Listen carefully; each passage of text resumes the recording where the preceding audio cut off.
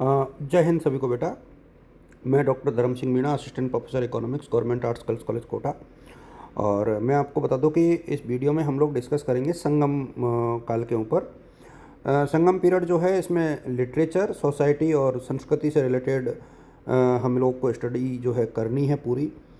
रही बात इसकी कि जब आप इस तरीके का क्वेश्चन पूछा जाता है कि संगम काल में जो है साहित्य, समाज और संस्कृति के बारे में आपको लिखना है, बड़ा क्वेश्चन ही आता है ऐसे टाइप का।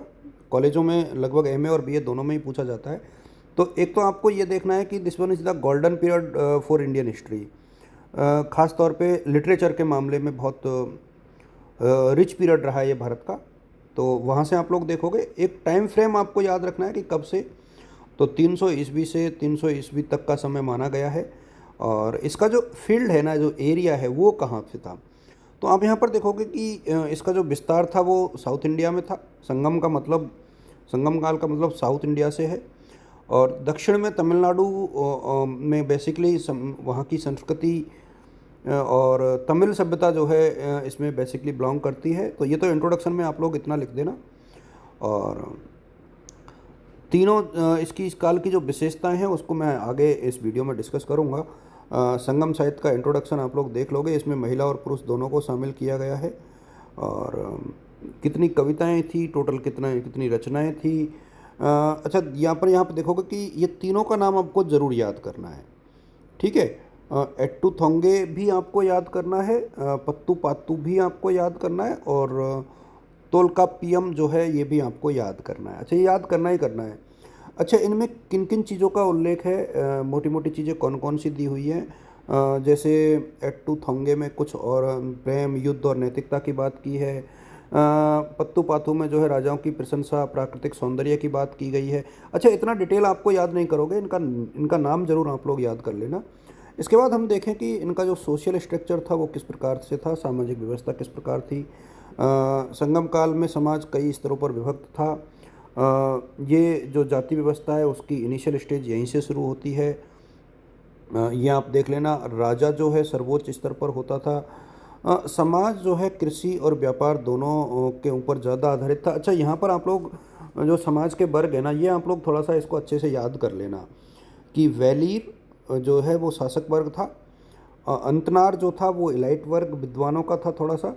वणिगर जो है वो व्यापारी थे, और वेलार जो थे किसान थे।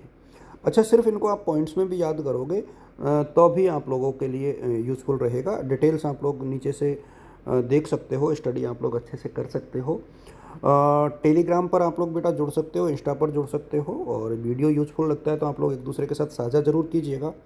अभी मैंने ऐसा कोई पेड वर्जन नहीं है, सारी चीज़ें आप लोग के साथ में फ्री ऑफ कॉस्ट साझा कर रहा हूँ। उम्मीद करता हूँ कि आप लोगों को ये चीज़ें उपयोगी लगेंगी। आर्थिक गतिविधियाँ यानी इकोनॉमिक एक्टिविटीज़ संगम काल में क्या थी, तो वो आप लोग देख लीजिए कि इकोनॉमिक एक्टिविटीज़ में कौन कौन सी चीज़ें शामिल थी। ये आप यहाँ पर देख पा रहे हो कि संगम काल में जो है, चूँकि समुद्री व्यापार होता था और रोम के साथ हमारे संबंध बहुत अच्छे थे, जहाँ मसाले, कपास, मोती और रत्नों का निर्यात होता ही था। एग्रीकल्चर में हम देखें तो धान, गन्ना और मसालों का बहुत ज़्यादा होता था। तो देखिए, अंतर्राष्ट्रीय व्यापार किन किन के साथ होता था, स्थानीय व्यापार किसके साथ होता था, एग्रीकल्चर और हैंडीक्राफ्ट में क्या क्या चीज़ें थी, मछली पकड़ना और खनन, ये चीज़ें मेरे हिसाब में आप लोगों के लिए काफ़ी यूजफुल हैं। इसको आप लोग अच्छे से रीड कीजिएगा। देन रिलीजियस और सांस्कृतिक जीवन की हम लोग बात करें तो संगम काल में जो है धार्मिक जीवन में वैदिक, स्थानीय तमिल परंपराओं का समन्वय जो था, एक कोऑर्डिनेशन था। दो संप्रदाय थे, शैव और वैष्णव। इसके अलावा उसी के अकॉर्डिंग हमारे यहाँ जो है टेम्पल का कंस्ट्रक्शन हुआ, मंदिरों का निर्माण हुआ, जो है रिचुअल्स डेवलप हुए। जैन और बौद्ध धर्म भी कुछ हद तक यहाँ पर थे, लेकिन जो मोटे तौर पर देखा जाए तो यहाँ पर जो इफ़ेक्ट था वो शैव और वैष्णव ही थे।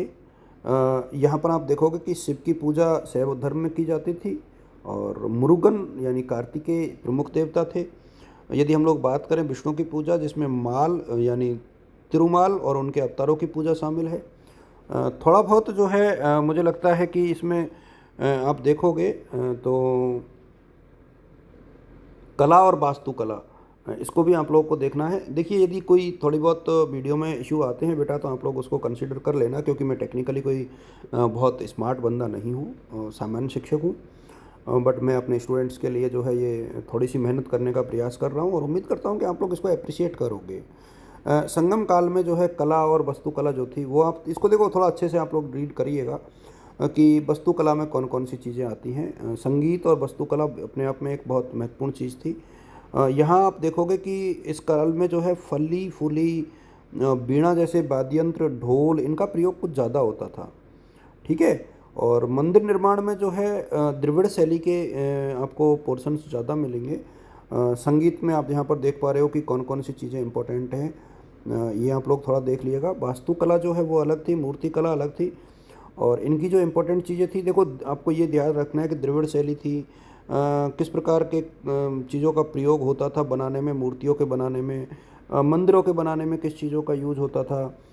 युद्ध और राजनीतिक संरचना संगम काल की उतनी विशेषताओं में शामिल नहीं है, आप चाहो तो देखो, बट फिर भी एक जो सीक्वेंस है कि ऊपर ही ऊपर राजा होता था जिसको वेदन बोलते थे, अमेच्यर जिसको मंत्री बोलते थे, सेनापति, उर यानी ग्राम सभा हुआ करती थी।